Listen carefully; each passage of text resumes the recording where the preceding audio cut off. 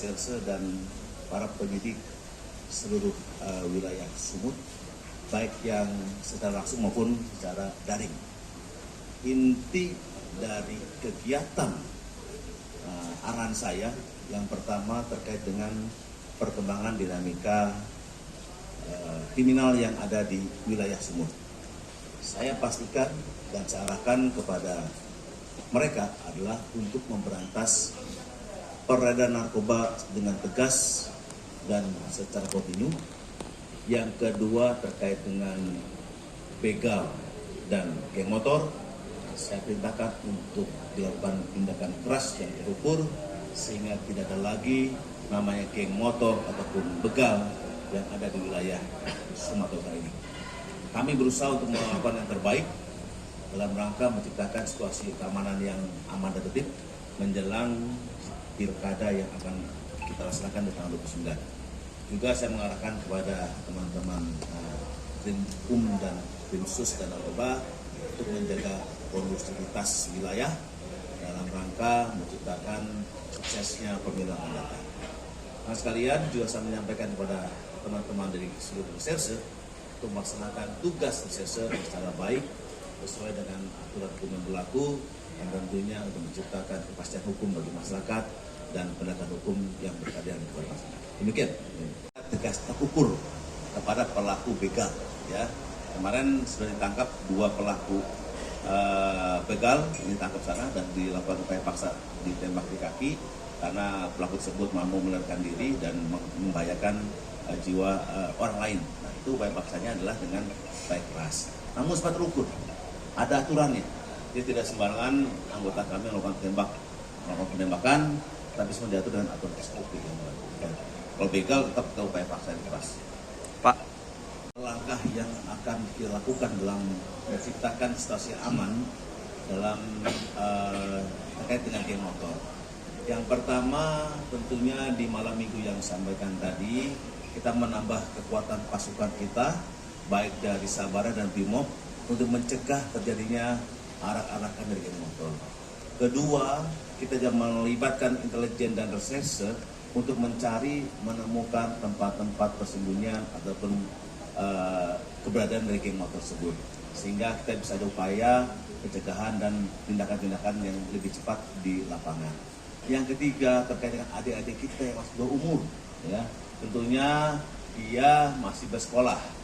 Kami upayakan dari tim kami baik dari Direktorat Binmas dan Sabara membuatkan surat kepada para kepala sekolah untuk bisa membina mereka dan menyampaikan bahwa tindakan mereka salah.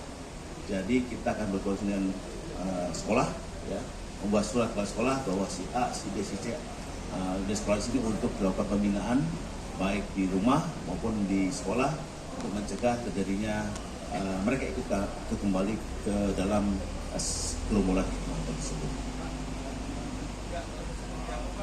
Bukan di malam hari aja, tapi di siang hari juga mereka bergombolan.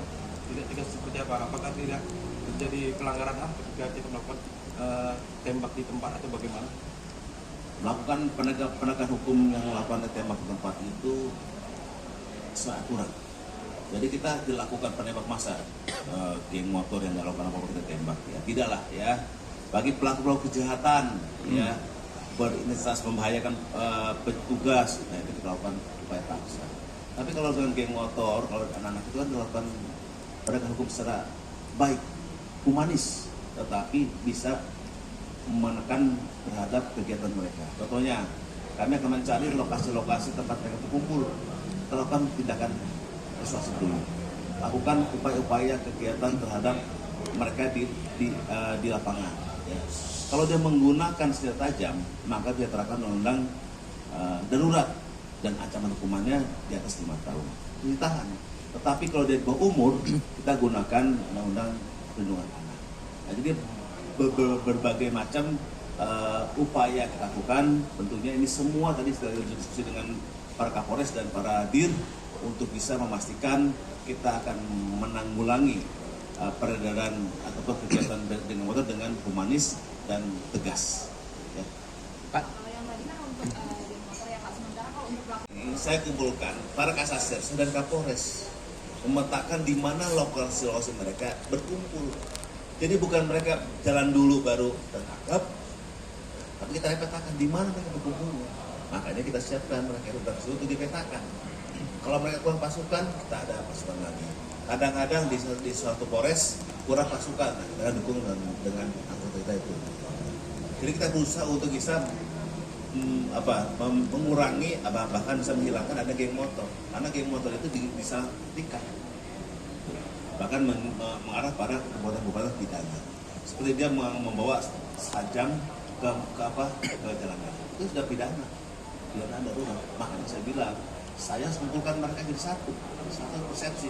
Kadang-kadang orang ini berkumpulnya di wilayah Polres mana, Belawan, tapi datangnya ke wilayah Polres Tabes. Kan harus dikoordinasikan, ya, dikoordinasikan supaya mereka tidak ditangkap sebelum mereka jalan ke. Nah itu yang kita akan petakan di sini supaya kita bisa mematahkan, memastikan bahwa mereka nggak lagi beredar ataupun membawa senjata tajam di wilayah jalan raya. Ya. Bapak, pada jajaran ada penekanan Pak? Ya mulai sekarang dan seterusnya. Itu tidak ada lagi waktunya. Sekarang dan seterusnya. Setelah saya arahkan langsung kita gerak. Ya. Waktunya sampai kapan? Seterusnya. Sampai rasa aman itu ada di masyarakat. Himbauan terhadap para orang tua. Download Tribun X sekarang. Menghadirkan lokal menjadi Indonesia.